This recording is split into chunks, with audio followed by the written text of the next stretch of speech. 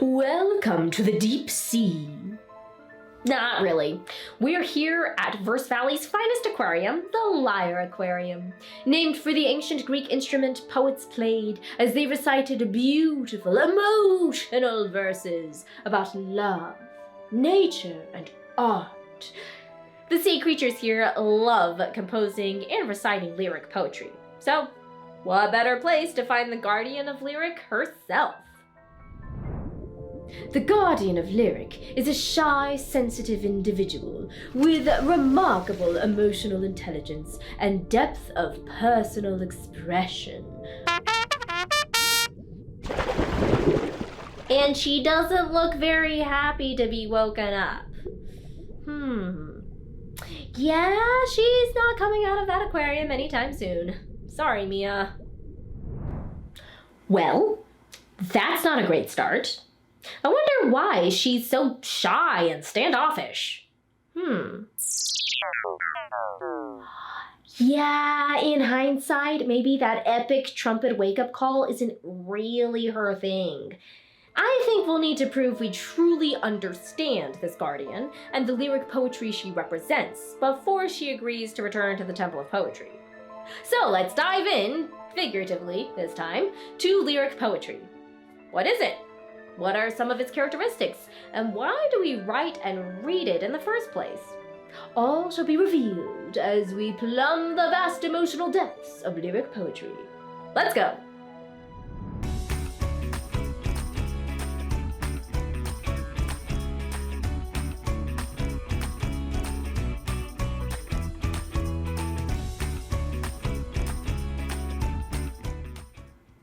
Last time we studied ballads, narrative poems passed down through oral tradition, created collaboratively by multiple anonymous poets. As you know, ballads usually focused on epic stories with universal appeal, but not so much on the individual poets themselves. As poetry continued to develop after medieval times, however, many people turned away from those impersonal, unrelatable narratives. Instead, they turned towards a form of poetry called lyric poetry. What does lyric poetry even look like? And how does it differ from a ballad? Well, we're in luck. The guardian of lyric has left us a poem of her own. Let's take a look. As we read the Guardian's poem, use your guided notes to jot down ideas about how it differs from a ballad. Hidden in the deep, I sink beneath the azure veil into the realm of Poseidon, camouflaged in the deep, a comforting anchor of solitude. My heart beats alone, I am hidden, a solitary rhythm in an endless expanse, but with time I feel lonelier and lonelier. I am part of the sea, yet apart from it. In the distance I feel a presence, reaching out in friendship. Shall I stay alone and safe, or shall I dare to reach out too? Pause to finish writing your notes, then resume.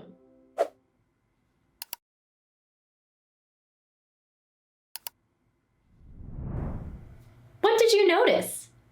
In contrast to ballads, which recite a narrative from beginning to end, this poem from the Guardian of Lyric doesn't follow a plot or storyline. Instead, it focuses on specific thoughts, feelings, and experiences. And instead of using characters to portray epic themes, the poet writes in first person to express her personal, individual emotions. Based on those ideas, how would you define lyric poetry? Pause to write your own definition in your guided notes, then resume.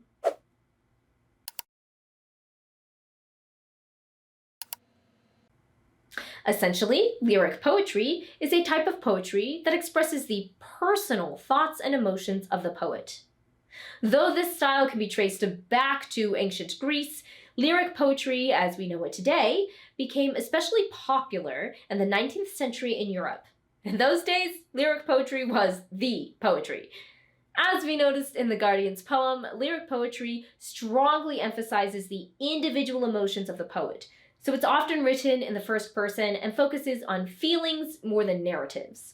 The topics and themes of lyric poetry often center around high ideals and deep emotions. Subjects like love, nature, art, beauty, or tragedy. And while lyric poetry in general doesn't dictate any specific rhyme scheme or meter, there are many different types of lyric poetry, such as sonnets, odes, and elegies, that sometimes do. Clearly, lyric poetry is a very broad category. So, now that we've defined it, what is the point of lyric poetry exactly? And how can we make the most out of reading it? Let's analyze the purpose of lyric poetry.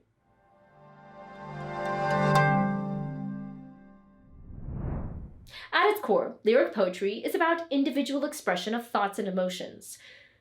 But why do we use lyric poetry to express these things in the first place? Like, why doesn't the guardian of lyric just tell us what she's feeling, plain and simple?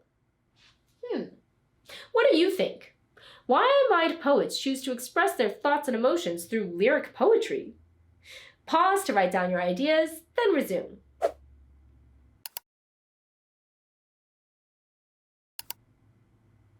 The truth is, sometimes ordinary words just aren't enough to express the depth of how we feel. If I'm super excited or really sad, simply saying, I'm excited or I'm sad, doesn't really communicate what I'm actually feeling. Lyric poetry allows us to express those feelings more powerfully and creatively, often using figurative language to emphasize what we mean. Also, the grand epic tales that ballads portray are fun and all, but most people can't personally relate to, fighting a dragon or saving the world or whatever. Lyric poems, on the other hand, are rooted in personal, individual experiences. Often we can deeply relate to them. Things like appreciating the beauty of nature or falling in love are common human experiences. And even when we don't relate, we can still listen and empathize with the individuals who expressed them, helping us all feel a little less alone in the world. Speaking of feeling less alone, using these ideas, let's try once more to connect with the guardian of lyric through her poem.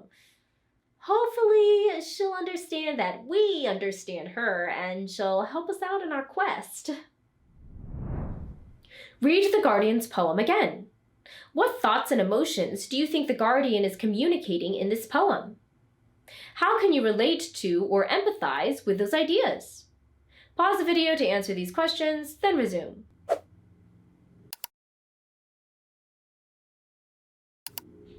In this poem, I think the guardian of lyric is communicating the feeling of solitude and loneliness.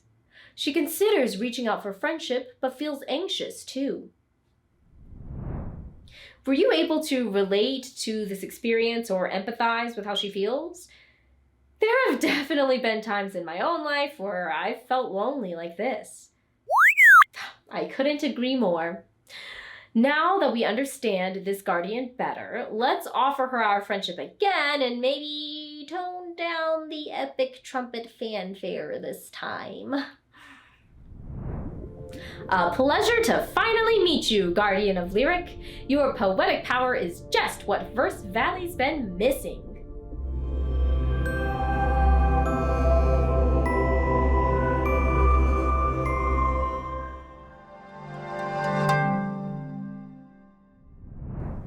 The guardian of lyric is headed back to the Temple of Poetry, and we are headed towards our next and last guardian. Verse Valley is teeming with poetic power. We are so close to fully restoring it. Over the next few days, you'll continue studying and analyzing lyric poetry, and also dive into a few specific types of lyric poems: sonnets, odes, and elegies. Meanwhile, me and I will, we'll probably look at some fish for a while.